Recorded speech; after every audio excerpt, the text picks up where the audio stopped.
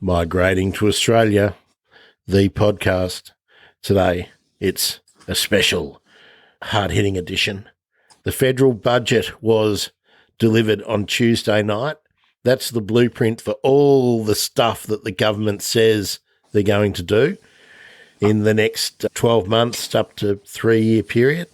And I say says they're going to do because the skeptic in me doesn't believe anything that they say. But David's been diligently studying all of the details. And what little we have, Grant. Good afternoon. How are you? Very, very, very well. I might just point out, David, that for anyone who was listening intently there, yes, we are still in lockdown and our 5-kilometre rule for all of us is in place. Therefore, I believe that David has an offspring who might be getting quite frustrated. And I think we heard some of that. Oh, my word. He's playing Fortnite, and he said to me yesterday, Dad, I can't wait to go back to school on Monday. And that's the first time I've ever heard in 6 years of primary school my little fella say that. So it's a good sign. It is. Now, before we start, neither David nor I economists, so we will be doing our best to navigate the treacherous language that is used in official parliamentary documentation, and we're just trying to help you get through the details of the budget. There are a couple of things specifically of interest for people with an inkling to come to Australia. There's obviously very severe limitations on that now, but they're setting the scene for the availability and the conditions of existing visas, new. And what we should say at this stage, Grant, is that a lot of it's still up in the air, and the department is finalising allocations to states and territories for state and territory migration, for example. There's an English test that got a lot of press for partner visas. They're still ironing out the final details for that. And so a lot of this will be covered again in subsequent podcasts and will be a lot more concrete than what we're talking about today. What we're taking today, the podcast today, is to just pick out elements of interest and importance that were raised. These things will be finalised and signed off by the department in the next few weeks and months. Well, David, let's start with the one that got all of the headlines, and that was the English language test for those applying for a partner visa, prospective spouse visa. And what I saw in the details is that there's a new process that the sponsor, which would be the Australian citizen, and the applicant, which would be the non-Australian citizen, both have to be approved, and it looks like both have to pass an English language test. It's amazing, isn't it, Grant? I mean, would you like to do an English test if you were bringing a partner to Australia? What I find offensive about it, and look, David and I might use different forms of words in this. I wouldn't like to do it. I find it totally offensive that my neighbours, a couple who are in their 50s, perhaps, have brought up at least three children who have gone off to become productive Australians. Now, if that couple, if one of them died, neither of them speak conversational English, not from my experience with them in the front yard or over the back fence. If one of them died and the other sought to partner up again and perhaps found a Vietnamese-speaking partner from family connections or whatever, which is quite common, and wanted to bring them to Australia, they might not qualify even because of the Australian who might not pass the English test. One of the things with the test, though, is it's if the spouse, the Australian spouse, is a citizen, they won't have to do the test. Okay. If the spouse is a permanent resident and then he or she will definitely have to do the test. And that's what Tudge has been saying this week. Yeah. What everybody gets if they fall in love with Australians, they get 500 hours of English classes before they're allowed to stay here permanently. So it won't stop people coming here and being with their partner, but it's 500 hours that need to be completed or given a red hot go, as Tudge has said in the press, before foreign spouses are allowed to stay permanently. Yeah, it's really important. With the Australian, though, if they're an Australian citizen, they don't have to do the test. Okay, but the partner does have to do the test. Partner does have to do it, and it's not an immediate requirement. No, it's going to be introduced in the middle of next year. But that strings out the period of uncertainty. And yes, it does. It would be interesting to ask Ali, our IELTS tutor friend of show, whether 500 hours... PTE tutor as well, PTE, and all, he does all English mediums, all English testing mediums. He's our go-to man, and we should get him on the show, you're right. Well, I'd like to ask him, actually. I'll message him during the week, and I'll put his answer up, probably in the stream, just as a written post, whether 500 hours would be enough for somebody who had rudimentary English language skills. The problem I have with it, the government is saying you need to have conversational English to fully participate in the Australian community. Okay, on one hand, you can say that's fair enough, but there are people who will be coming to join a family unit in Australia who probably do not need that. And well, there'll be exemptions. I mean, in your example, it's almost designed for people. In your example, people from United Kingdom, Canada, United States, New Zealand, obviously and Ireland, they'll be exempt from the test on the basis of their white people from a middle class background will be exempted on the basis of their passport and English speaking background. Yes. So yes, indeed, correct. Yeah, I just don't like the smell of it. That's my view. But it's going to come in, and what we do though is we get in at the front and get people prepared for the test. So when they do the test, they know how to do it by its structure and its format. And that's something that we did talk about. David and I were talking about this during the week, and we put off doing our update episode because we wanted to sort of kick some of these things around a bit. Now we'll have to do another spouse visa, absolutely, 100% visa episode, and when we know the format of the test too, Grant, that's important. That's right. So we don't know whether it'll be IELTS, PTE. If so, then we can talk about it then when they finalise that. It might be a different test. But just a heads up, or Grant, it may be just the successful completion of the 500 hours of English. It's still too early to know. It doesn't sound like it. They've backed down. They changed their messaging from when they announced it, but they have not made that clear. No, they haven't. They haven't changed their form of wording enough to make me confident that they are going softer. So what I would say, and tell me if I'm on the wrong track, if you're in the early phases of a relationship and there is a expectation or a desire to seek permanent residence in Australia, not only do you start gathering your evidence for the proof of the relationship now, early, it is now that you begin your preparations for passing an English language test. So doing English language courses, because of what has been put forward by the government during the budget of this week, doing English courses is a very, very good idea.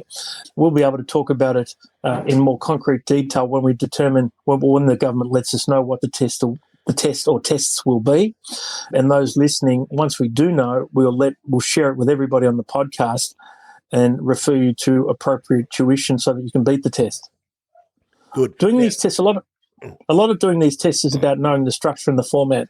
And remember the other tip that we've always given, David, is if you have the option and the opportunity to speak to people in English rather than another language, please take that up, because that puts you miles ahead when it comes to being tested.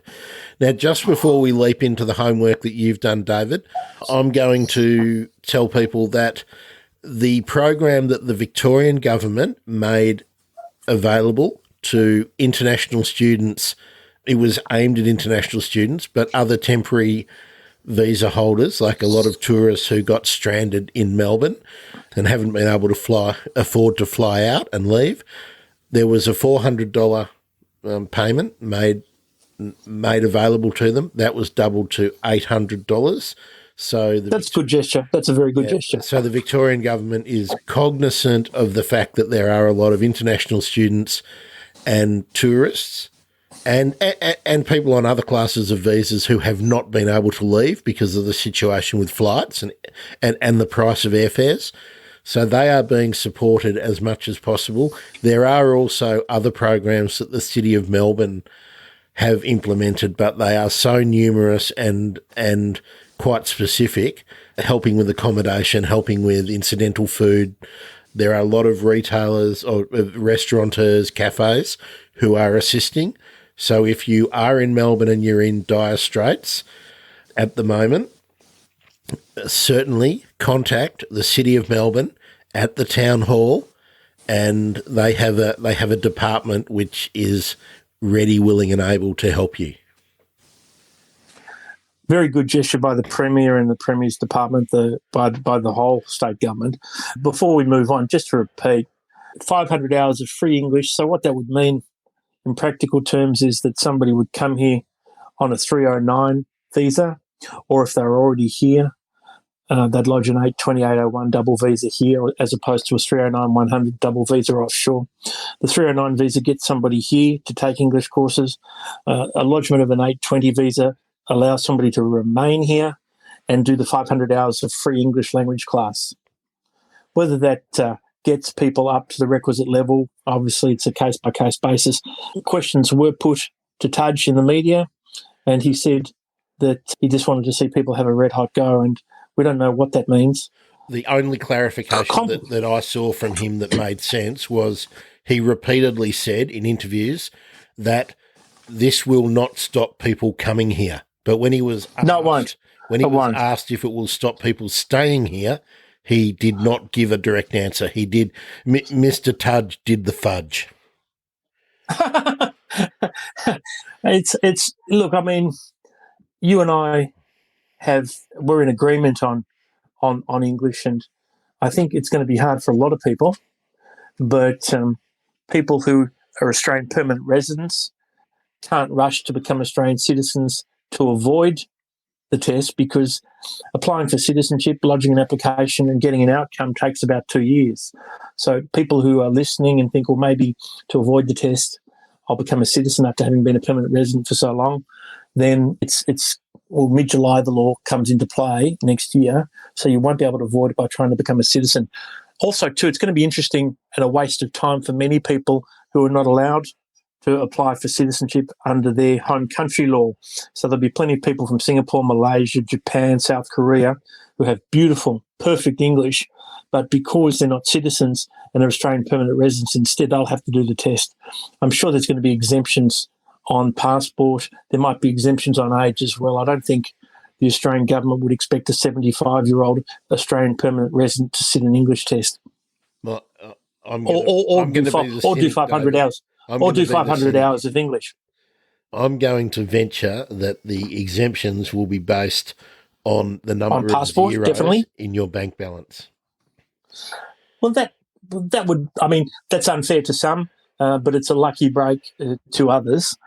You know, the thing is this: we can't change the rules. We've got to show people how to adhere to the process and beat the rules. That's right. And look, you know, I've had an idea of something that we may be able to do that can be of some assistance, but I'll keep that one in the back pocket until I workshop it. I'll need to workshop it with David and also a couple of friends of show.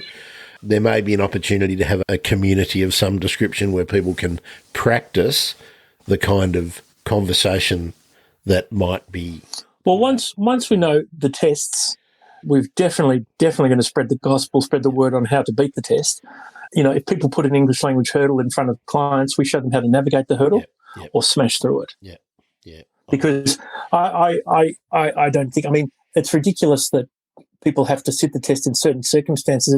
There's almost an argument for a case-by-case basis. I had a client from part of Southeast Asia who completed a doctorate in law at one of this city's universities, and because he didn't have a passport from America, Canada, New Zealand, Republic of Ireland, United States, he had to do an English test. Now, he's done a 100,000-word thesis in English language at one of the best law schools in the country. He shouldn't have to do it. It's a waste of his time and his money.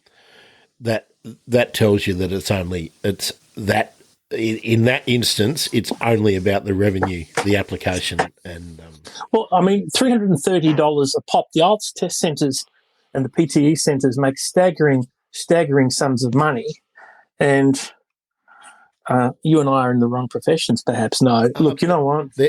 There's actually a revenue component of the test of this part of the budget in the budget papers. So there will be a fee. The $400 or something. Yeah, 400. So that's what it's about, David. It's about money. It's about revenue generation. That's why I don't think there'll be many exemptions at all. Well, they've got to get what's called functional English. All right. Yeah. Now, you've got functional English by virtue of having a passport from Ireland, New Zealand, Canada, United States, United Kingdom. It might be they do the 500 hours of the Australian Adult Migration English program. I don't know yet. It's too early.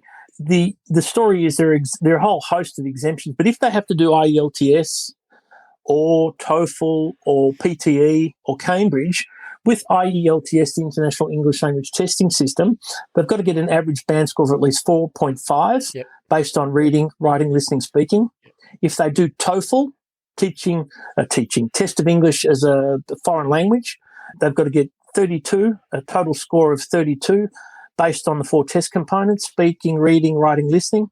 If they're doing Pearson, they've got to get an overall band score of at least 30 for each of the 4 test components.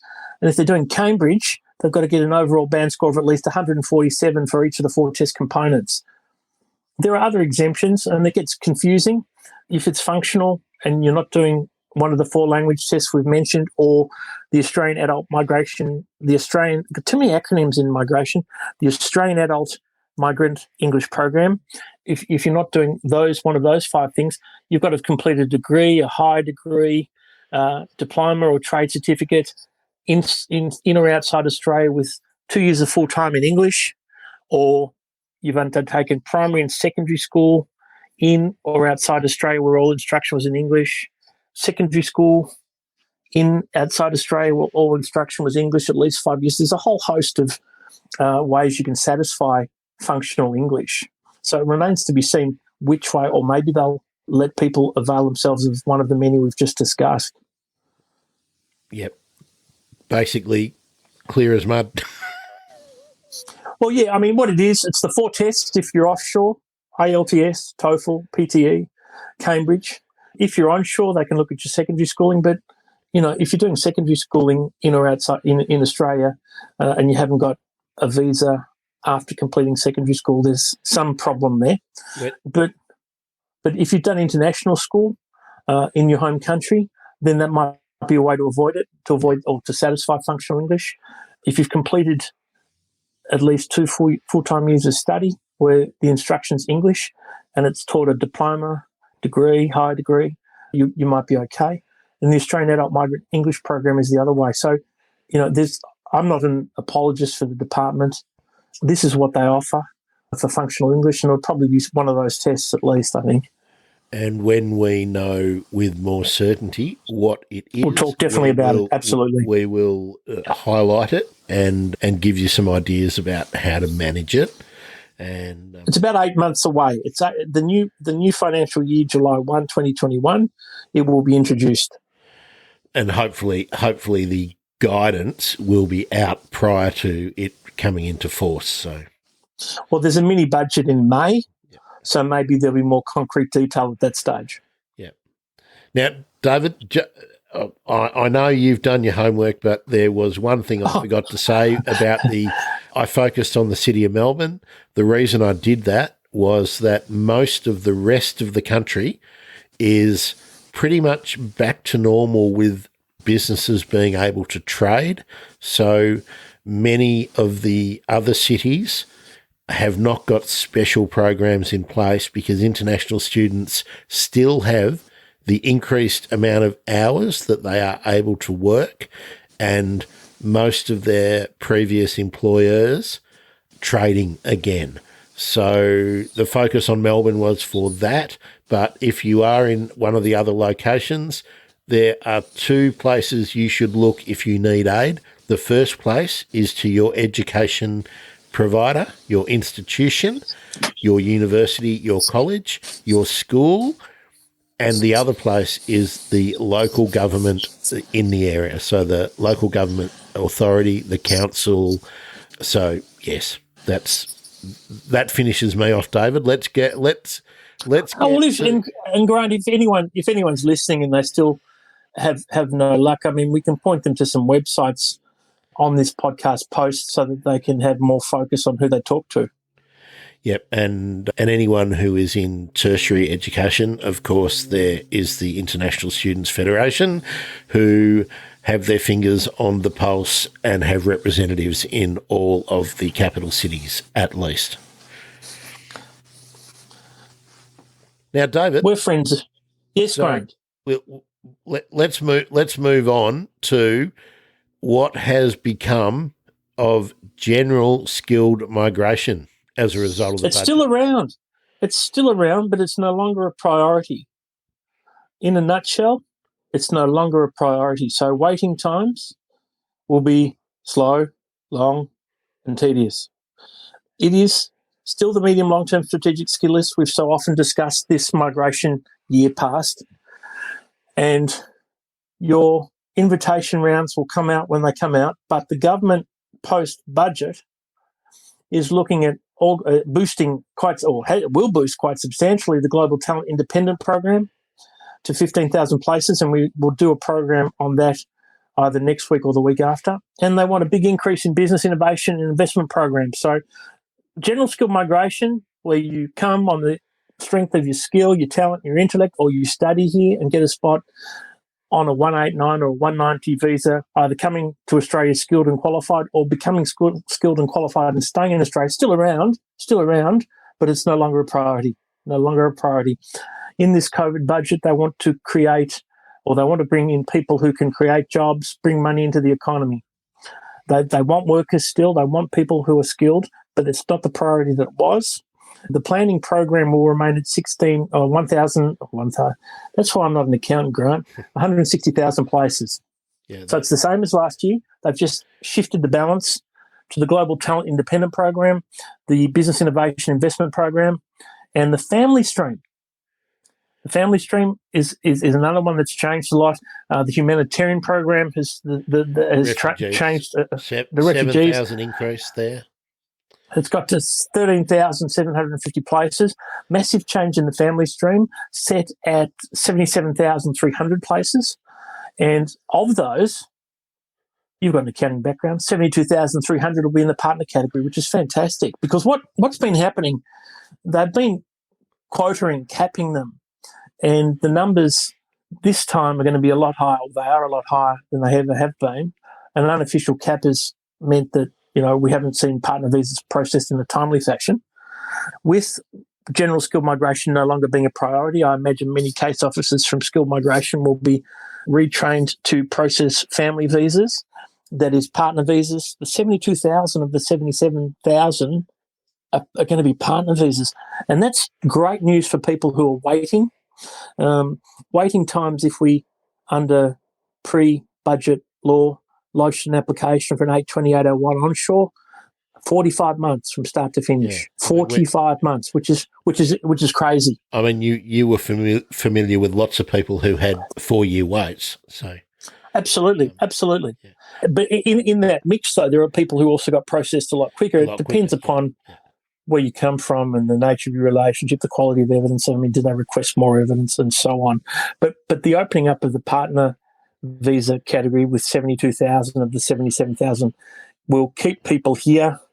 It's a pool of skilled labour, unskilled, semi-skilled labour that can be used in this COVID climate who are already here. David, can I offer an opinion about the? Always. I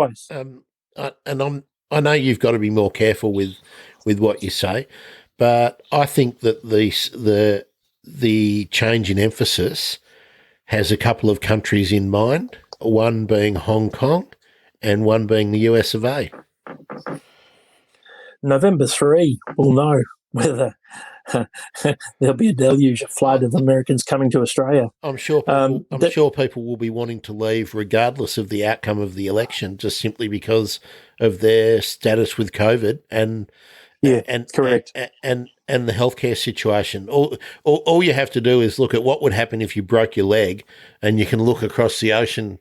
If you're in LA, you can look across the Pacific and go, geez, it would be a lot different if I was in Sydney. Absolutely. And I've got a lot of people who I've spoken to who want us to do visas for them depending on the outcome of the election. If Biden wins, we'll have no clients from the states as a consequence of the election. But if Trump gets up, we're actually going to have a very, very busy 3 months post-election doing partner visas and for many people because they want to get out. They've said, we will instruct you to do partner visas for us if Trump wins. David, are you saying... I don't want Trump to win. I love helping everybody and anybody, but Trump winning, we don't want. Are you seeing an uptick in applications from Hong Kong? Not really. A lot of interest from people who are already here. Yeah. That I count that. I mean, they're people who are wanting not to return. Would be my thoughts. Our Cantonese client base is rather small because I don't have the mind for Cantonese, unfortunately. 7 times, isn't it, Grant? I did Mandarin Chinese during my law degree, and 4 times was a big enough problem. But the story is that, people do want to get out of the States, but if Biden gets in, it'll be a little quiet for us because our potential prospects or our prospects are all contingent on the election result. General skilled migration, though, what was a mainstay, one of the mainstays of the program, it's halved. It's 6,000 odd. It was about 12,000 odd before, and it was always a popular route for students. It affects students, and students have to think about what they want to do moving forward. So will we need to craft a new pathway for graduates? Yeah, absolutely. And when the dust settles and the department is finalising its allocation for 491 and 190 visas around the country, we'll definitely have to consider new options. And I mean, I've got a few in mind, but they're all contingent upon the state and territory programs for 491 and 190 visas. At the moment, what we can say is if you're a health professional or you've got a qualification that will help in the building of the economy, rebuilding of the economy, you're in a good position if you're here. If you're already here. Because our borders, Australia-wide, are shut. There are exemptions, and Australian permanent residents, Australian citizens, and New Zealand citizens and their family members for those 3 classes of people just mentioned can come back, of course, but no visitors. If you can get a flight and you can afford the flight. If you can get a flight, if you can afford the flight, and you have an exemption and a visa, you can come back. Yeah. That's right. And it's also been a bit of a problem for people wanting to leave who are permanent residents and citizens. Just touching on that. Because you just can't go to the airport and get on a plane. You need permission to leave. You've got to have a permission, an exemption, a reason or an exemption. That's right.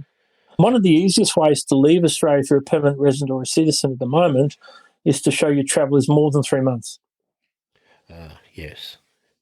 If you're leaving for more than 3 months, they will not stop you. Yes. So this changes every day. So somebody listening to this program in 3 or 4 weeks, it might be different. It's a dynamic, movable feast permission to enter and exit the country at the moment, just like it is with the state borders too. Yes. So, well, look, common sense says unless you have a urgent, absolute priority need to either come to Australia or to leave Australia at the moment, you just put those plans on hold. I'll give you an example of how you can leave Australia. Helped a fantastic client who's a professional, highly skilled, go back to his home country because of family needs. And we showed that he was going to go for more than 3 months, and it was approved in hours. Yeah. Well, family. It's all about 3 months. It's about not 3 months, but more than 3 months. So if someone says they're traveling for 3 months to Mexico, United States, they won't get it. But if they're going for 3.5 months or 4 months, they will get it. So it's important. It's got to be more than 3 months. They're basically looking at stopping short-term holidays, but not stopping you if it's a career move and things like that. So that makes sense because most holidays, 3 months or less. Uni holidays were always a bit longer. Yeah. We're too old to think about those things now. But generally you need visas to be getting into other places, and most of the times they're limited to under 90 days if it's for the purposes of a holiday. So you generally need to satisfy different criteria to get a longer period of time visa. So yeah, and look, I don't know many places that I would consider a safe destination at the moment who would want anyone coming in for a short visit. The people we've helped move or relocate for more than 3 months have all gone to see for family matters, personal family matters. And when they're articulated to the department, there's no problem as long as it's over 3 months. Yeah, and I call those kind of reasons as being urgent. They're trips that you have to take, not a trip that you just decide. I feel like going to Central America to go and watch the hummingbirds in the migration, David. Where are they? Costa Rica? Well, they're heading from the north to the south now, so anywhere in Central America. I know. In Brazil they're called beija-flor. Yeah, yeah. But now you know what I've been doing a bit of maths because I felt numerically illiterate when I talked to you before. The partner visa program's gone up 160%. Yep. So 47,700 to 77,300. That's 160%, isn't it? Yep. And there is some to accommodate that. There has been some drastic cuts in other categories, and well, you know, one of the saddest ones. I mean, depends how you look at it. You'll be able to get a refund if you're holding certain temporary visas and are unable to enter Australia due to the travel ban. So that's a good thing that you haven't done your dough if you're holding, not waiting for, but you're currently holding certain temporary visas. You'll be able to access a refund, and that's the prospective marriage visa, the Pacific Labour Scheme, and seasonal worker program visas. There's been a lot of press about fiancés separated by oceans, mountains, rivers, valleys, people offshore, and it is very sad that they can't be considered members of the family unit. See, the thing is this, Grant, when you're a fiancé, you're not considered a member of the family unit, whereas if you're a de facto partner or a registered partner or a spouse, married partner, you are considered a member of the family unit. So there's lots of fiancés and fiancées stuck offshore who've paid just under $8,000 for their visa and whatever for their migration representation. They'll get that money back. Now, it is great that they'll get the money back, but I don't know if anybody's ever tried to get money back from the Department of Home Affairs. It's not easy. They'll give it to you, but you've got to follow certain steps. And if you don't follow certain steps, they'll probably pro-rata it as well. They'll probably say, "Well, we've done 30% of the work, so you'll get." No, they'll give the visa application charge back. Okay. But the story is you've got to find the right, fill in the right forms, get the right signatures, send it to the right address. And what they'll do if you haven't done it right is they'll say, no, incorrect, do this, do that. And so it takes a long time. Yeah. Everything in migration because of COVID and change is taking a long time at the moment. Everything. Nothing is being processed promptly. Mate, getting your deliveries from the supermarket is taking a long time. All the simple things are difficult at the moment because in all the workplaces where they would have had 10 people working, well, now they've only got 5. And they've got double the demand. So it makes sense that they're working at 25% of the speed that they used to. It's just the way things are.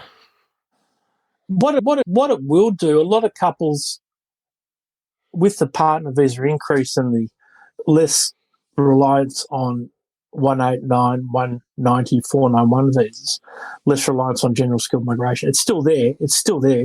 But with less reliance, it'll compel a lot of highly qualified, highly technically tertiary educated people to apply for partner visas. Yep. So if they have an Australian partner, so there'll probably be an uptake, a good uptake, and it's a great option if you have a partner. But if you've devoted your study or your work to being the best you can be and don't have a partner, you've got a problem. Well, David, you could maybe start a register of suitable single men, and you can put me on that list for your prospective clients. But yeah, look, a genuine relationship, as I've always said, it's a legitimate way to go. Nothing wrong with it. Nothing wrong. It's an option. You don't want to cut off all your pathways. You need to know all your pathways.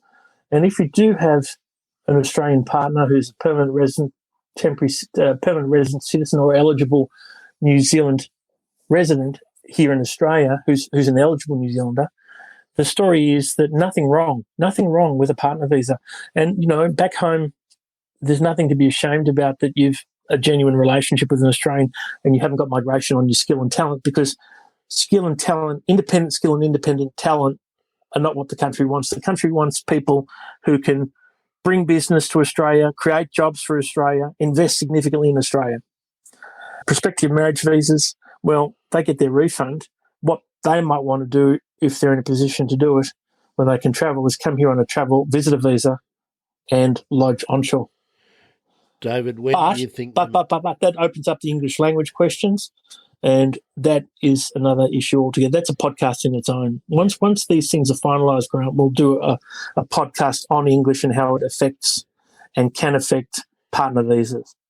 When do you expect that the medium and long-term strategic skill list will be updated again? It was supposed to be updated in March, but COVID and a deferred budget meant it wasn't. Nothing I've heard or read indicates it will change in the immediate future. There's a mini budget in May. Perhaps then there'll be greater opportunity when migration is revisited. Perhaps greater opportunity for students then and for skilled migrants who want to migrate independently. But budget today or budget Tuesday, it doesn't look like it used to for general skilled migrants, no. Okay, now let's talk about the exceptional talent and the business investment segments. Let's talk about the business investment pathway. Well, the only problem talking about business investment, we should actually do a dedicated podcast, because each state and territory has its own criteria in addition to the federal law. So maybe what we do is we work around the country. We will one episode per state or territory when they're finalised, because we will do that. Western Australia is different to Victoria. Yeah. Canberra is different to New South Wales. Each state has its own criteria in addition to the overlying federal law. I just want to get a bit of a pointer. If I had $100,000 US that I could invest, is that going to get me in the ballpark, or am I going to need not for a 188 visa? Not a chance. So not even close. The significant investor stream, 500,000 going to get me in the ballpark. The significant investor stream for the 188 visa, the significant investor stream, you've got to invest at least $5 million. Okay, so that's significant. That's a significant investor. Most people can't even consider that. And the business innovation stream, basically, you if you've got a partner or you're single, you've got to have total net business and personal assets of at least $800,000. Okay, so the business innovation stream. So 800,000. I'm assuming that's not Australian dollars. So I'm assuming that's probably Australian. No, it's Australian. It's Australian dollars. Okay. So. If you're an investor and you're after the investor stream of the 188, you've got to make an investment of $1.5 million in an Australian state or territory. You've got to have business investment personal assets at least 2.25 million Australian dollars. So they're targeting specific people, specific types. And I guess the point of me asking is that some people who think they have significant assets, might consider this pathway as an opportunity, but in most cases, it's going to be a lot more than most people have. That's right. That's right. So again, I'm just playing the numbers, and it seems to me that in the midterm, unless you're a health professional or an exceptionally valuable professional in your field, i.e., cutting edge leader, the spouse option is the most likely path to success. Well, you don't. What a lot of people say to me when we do partner visas is, I love my partner loves me, but I want to do it alone. So, well, you can't do it alone if you're the qualified person, a possessor of a qualification, work experience with an occupation on the medium long-term strategic skill list, because it's no longer a priority. Yep. No longer a priority. So and it's a great way to go, the partner visa, because with employment you have unlimited work rights. Businesses will employ you because they don't have to sponsor you. All they have to observe are local laws, as they do with any other Australian employee. People who are on partner visas get work and contribute to the economy and do their thing. Yep. And look, I don't want to be Debbie Downer on this one, and you always or Alexander. That's right, Fishnet Alexander Downer. Yeah, you always like to be positive. I like to be what I consider realistic, and look, this new stuff that has been announced, for many people, it's not fair. And guess what? It's not. Suck it up. Life it's isn't not fair. Correct. And do you know who it's particularly not fair for? It's particularly not fair for people who are convinced, cajoled, seduced, deceived to come and study here with the belief that the course they take will earn them temporary and then permanent residency. That's not going to happen as much now. Yes, well, we've been holding off on doing anything new about students because until they start to come in again. To be frank, it's still a trial, and it's not. Yep, correct. It's not being opened up yet, and we're looking at semester 2 next year. That's right. July next year is realistic, as long as everything goes according to plan. But even then, there's no chance. There is absolutely no chance, unless we're all vaccinated, and there is no chance of that by July 1 next year. So if there's an increase next year, it might be a 30%, maybe to 50% increase on the numbers now. But I don't believe that is remotely possible. It's a budget from a migration perspective. I mean, we still can't go more than 5 kilometres from our house in Melbourne, and Sydney is experiencing community second wave transmission. They're not quite on the crest of a second wave, but not far. It's looking dodgy for Melbourne and Sydney. Yeah. So correct. I just want to be realistic. There's some very rosy pictures being painted out there, but even if there was a vaccine announced tomorrow, they could not possibly vaccinate enough people in Victoria and New South Wales to make July 1 possible. It couldn't be produced, distributed, and have everyone vaccinated by then. So let's just an impossible task. Living in reality. I mean, everything we're talking about is 12 months to 24 months down the track, just in a practical world. What the government started to do, apparently, is grant student visas on the belief that borders will be opening up shortly. That's what's out in the press. There'll be a lot of unhappy campers if the borders don't drop because they've been granted visas, and they too will probably join the prospective marriage visa applicants and get fee refunds. Well, anyone who has read the budget papers will see that the budget papers themselves say that the very earliest for consideration of a vaccine is the July quarter next year. So there is the good news story. 8 months away. There's the good news story that the government is trying to promote to get us all feeling good and spending money, but there are the hard tin tacks about what is likely to occur. And look, I'm waiting for the day that I can go 6 kilometres away so that I can visit the post office where I can pick up a parcel. That I'm waiting for that, and after that, then I'll look more on the horizon. But the idea that we're going to be travelling anywhere and that we're going to have lots of people from overseas coming in long way off. Within 8 months, I think within 12 months is a fantasy. I'll be very happy if I'm wrong. I'll be very happy if I'm wrong. My 5K radius is to my office. Can you believe it?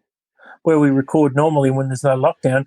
If I cross the road, I'm out of the 5K zone. Well, you're lucky. Well, for me to go to my local shopping centre, which is where I generally go. Are you in the 5? No, it's 6.1 kilometres, and that is where I have a box to a post box to get parcels and things like that, because my local post office does not do that. Well, they do, but they're booked out, so I can't have things done, and I need to send parcels. And where I can buy the box and the packing is at the post office, which is 6 kilometres away. It's also where my supermarket is, and where my chemist, and there's a couple of other things that I prefer to go there that I don't have an option near, within the 5Ks. So. Well, here's a plug for one of our earlier podcasts, right? Printering. When we spoke to Charles Nakakis about dealing with the police and what happens if you're outside your 5 kilometre radius. Well, it's $1,600 if I get a grumpy policeman. That's what it would cost me. And if I did it a second time, it would cost me nearly $5,000. And if I did it a third time, it would be $16,000. Staggering sums. So there's a parcel here that remains unsent. One person was found on the city train station coming to the city to buy rice. So some of the excuses are getting more and more inventive every time. If you take a risk and get caught, you've got problems. But if you don't know how to deal with the police in Victoria, at least, we've done a podcast on it, and that was Charles Nakakis, how to deal with Victorian police during time of lockdown. And that's not just applicable for people who are temporary or permanent residents. It's applicable for everyone. It's everybody. So, David, we're encroaching up on our time. Are there any other categories that we need to have a look at? Well, I think a lot of people who are applying for prospective marriage visas will be panicking if they've read about this. What they've got to think about is the fact that processing time is going to be reduced. It will be reduced because they'll divert resources not just to partner visas, but to prospective marriage visas as well. So prospective marriage, but they won't. But see, this is a problem. Here's the problem, right? Tell me if this makes sense, Grant. Borders are closed. So prospective marriage visa applicants cannot enter the country. Yeah. If they lodge a prospective marriage visa and the government processes it and it's all good and they grant it, they've got 9 months to enter the country. This is the problem people presently face. They've applied for prospective marriage visas last year, middle last year, early last year. They've been granted their prospective marriage visas January, February, March of this year, but they can't come. And their visas expire after 9 months. The Australian government's not going to extend them or do anything beneficial apart from give a refund. So they've done a professional fee if they've had a registered agent or a lawyer agent to do it for them. So they've done that, but they get their money back. Whether they get their money back in time to do another partner visa or to do a prospective marriage visa remains to be seen. But this is causing a lot of stress for people who have applications. So you'll be very careful lodging a prospective marriage visa these days when we don't know when the border's going to open. So perhaps a prudent course of action would be is to wait and see. Yes, wait and see. Do not lodge anything now, but not a prospective marriage visa. No, but keep assembling all of the proof, all of the evidence that you need. Continue doing all the sort of together activities that you possibly can via Zoom. If you are, via Zoom. If you are a person who's big on WhatsApp, vary the diet. Talk to your Australian partner, talk to your overseas partner on text, email, letter. Vary the diet, because if you've got 300,000 text messages and they're the only way you communicate with your offshore partner, you're not really doing yourself justice. Could you imagine a case officer, or imagine assessing yourself 300,000 texts? You're not going to get the full benefit that comes with a varied diet of evidence. Varied diet of evidence will keep the applicant, will keep the case officer interested. Photos, letters, text messages, WhatsApp messages, Facebook Messenger, dialogues from Skype dialogues. Vary the diet. Write letters. Talk about future plans, not just how was your day? Good. Boss got angry with me. Talk about when you come to Australia, what you're going to do, your hopes, your dreams, your plans, your schemes. So listen to our partner visa episode for the in-depth. But my little tip would be, if there's going to be a delay and I think you should be aware that there is going to be a delay, use that time to strengthen your English so that hurdle does not create a barrier. And keep listening to Migrating to Australia podcast, because when they determine what tests will be taken or need to be taken, or what English classes need to be done under which program, we'll be talking about it. We'll be showing you ways to go and succeed in beating the test, because you don't want to just pass it, you want to beat it. Make sure you're comfortable doing it. And, we have to do it. We have to live with it. It's like English language testing for other visas. We'll show you once we know how. We'll get people on the program to talk about how to beat the test. Yes. Now, the standard warning, David, the information contained within this podcast is not legal advice. Is general in nature and should not be taken as legal advice. If you want to talk to me on it as legal advice, you are, David, what? A galah, a drongo, a dope, a goose. Correct. And if you want to catch up with David, because he will happily talk to you, David, how should they do that? The fastest way, and a lot of people do it, and it's a great way, is to contact me via Twitter direct message, a direct message on Twitter. That's the fastest way. Twitter handle is at David Bongiorno, all one word, DavidBongiorno. Then we can tee up a phone consult or a Skype consult or any other means that we can do it in real time. Now, David, I'm going to ask the audience to do something for us today. Oh, this is good, Grant. Tell me. Well, we haven't had a review for a while, David. And do you remember our last review? It's Benny. Benny. Oh, actually, I don't think I sent you one. We did get one recently. I didn't. Fantastic. I haven't told you about it because it was only like 1 or 2 words. It was someone who said, "Good for find work," or something of that. So, well, that's it. So I like that. I'll take that as a positive review. I did. He didn't give us 5 stars. I think he gave us 3.5 stars. Good for find work. And if my memory serves me correctly, I think he was in Finland. So thank you for that.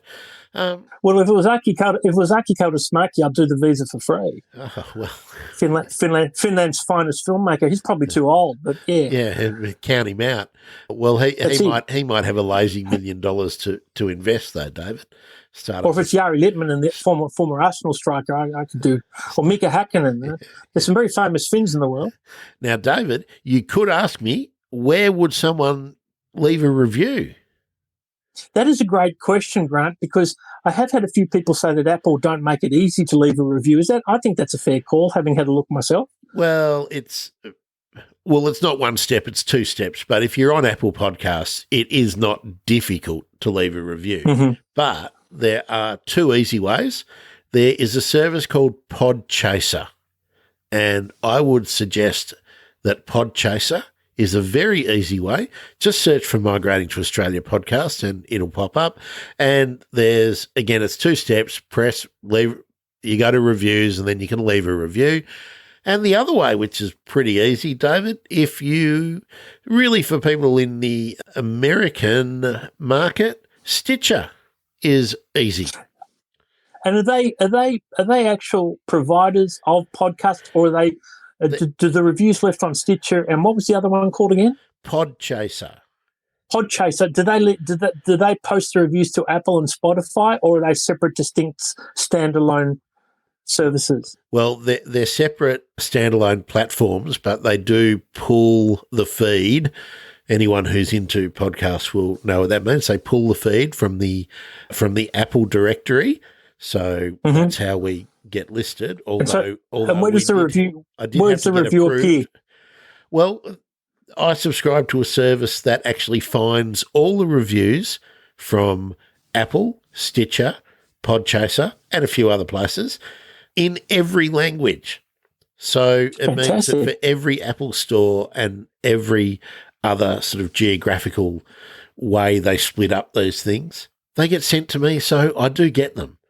So that's fantastic. That's fantastic. And why do we like why do we like reviews, David? Because we want to know what people want, what people like, and what people don't like. If people want to hear more about one thing or another, let us know. It's exactly right. It's a very good way for us to get some feedback. It's not ego stroking, and look, it doesn't actually help us. The way you can help us is to share. That's the best way. Share and let people know that you've found the thing useful, and that's the best way to actually help us if you've got that intention in mind. But to assist us getting better for the listeners and covering material that you guys, the listeners, think that we should be covering, the only way for us to know about that is for you to tell us. So do it. We're happy to take on any and every suggestion, even one from you, Bunny. Hope you're having a good day, mate. Actually, I'm going to correct you, David. We're happy to consider any correction. I hold it within my remit whether we're going to do it or not. What we will continue to do, though, is interview interesting, fascinating migrants who've made their way to Australia and established themselves in their various areas of expertise and work. We had a great chat last week with Salza Vase, who is the 20-year veteran host of the most popular Latin music program on Australian radio, Fiesta Jazz.